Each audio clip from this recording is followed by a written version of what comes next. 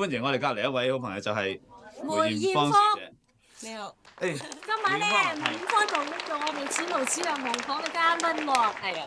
咁咧，以一個歌星短短1年嘅時間嚇，已經即係自己變成一架可以成為模仿嘅對象咧，係好難得嘅喎。我記得舊年你呢個時候咧就好忙啊，就參加新秀。係啊係啊。咁你今次能夠即係作為被模仿嘅對象，你嘅心情點咧？好開心啊！而家好難形容。好難形容，形容下啦。好開心啊！未諗過啊，以前。咁你嗱今年呢個時候咧，今年新秀大賽你就係淨係表演啦，作為一個表演嘉賓。咁舊年你就淨係參賽者啦，即係上台啦。咁個心情有啲咩分別啊？嗰陣時我哋而家咧應該係積極排練緊啊，喺度練歌啊、排舞啊咁樣，即係預備嗰日嚟去參賽㗎啦。你覺得呢一類嘅比賽，即係對一個喜歡唱歌嘅人有冇一種好處咧？